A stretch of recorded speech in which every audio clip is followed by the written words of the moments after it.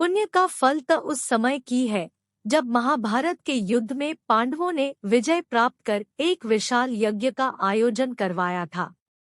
यज्ञ के समापन के बाद गरीबों में काफी धन दौलत दान में बांटी गई, जिसको देखकर सभी इस सब की तारीफ कर रहे थे। पांडवों के इस यज्ञ की चर्चा चारों तरफ हो रही थी। सभी कह रहे थे कि ऐसा यज्ञ इससे पहले कभी नहीं हुआ। तभी वहां एक नेवला आया जिसका आधा शरीर सोने के रंग का था और बाकी भूरे रंग का। वह नेवला आते ही यज्ञ भूमि की मिट्टी में अपने शरीर को रंगड़ने लगा। कुछ समय बाद वह सभी से कहने लगा, तुम सभी झूठे हो, यह कोई यज्ञ नहीं है। सभी ने उसको कहा, तुम कह क्या रहे हो? तुम्हें पता भी है इस यज्ञ में कितना खर्च हुआ है, गरीबों में कितना धन दौलत दोनों हाथों से लुटाया गया है। शायद ही ऐसा यज्ञ इससे पहले पहले किया गया होगा। फिर कहा, मेरी बात सुनो। एक गांव में एक गरीब ब्राह्मण अपने छोटे से परिवार के साथ रहता था। परिवार में उसकी पत्नी, बेटा और बहू थे। वह अत्यंत गरीब थे। पूजा पाठ करके उनको जो कुछ प्राप्त होता था उसी से वह अपना भरण पोषण करते थे।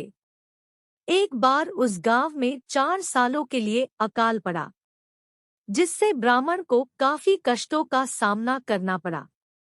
एक बार पूरे परिवार को 6 दिनों के लिए उपवास करना पड़ा। 7वें दिन ब्राह्मण कहीं से आटा ले आए। उस आटे की रोट बनाई गई। खाना चारों लोगों में बांटा गया। तभी धार पर एक अतिथि आ गए। भारतवर्ष में अतिथि को भगवान ही समझा जाता है। उस समय में तो अतिथि को भगवान से कम न माना जाता था। इस प्रकार ब्राह्मण ने अतिथि को कहा, आइए, आपका स्वागत है।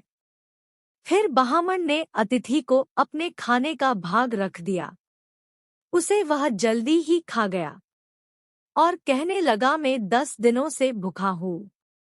यह देकर आपने तो मुझे मार ही डाला है। आपने तो मेरी भूख और बढ़ा दी है। तब ब्राह्मण की पत्नी ने अपना हिस्सा देने को कहा, लेकिन ब्राह्मण ने मना कर दिया।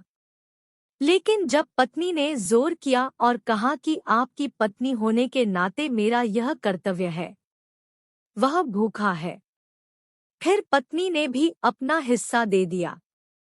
लेकिन अतिथि की भूख तब भी खत्म नहीं हुई और वह कहने लगा, मैं अब भी भूख के मारे मरे जा रहा हूँ। तब पुत्र ने अपना हिस्सा भी यह कहकर दे दिया कि पुत्र का यह धर्म है कि पिता के कर्तव्यों को पूर्ण करने में उनको सहायता दे।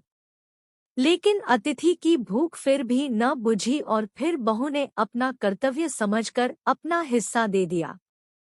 अब अतिथि की पूर्ति हुई और उसने उनको आशीर्वाद देकर विदा ली।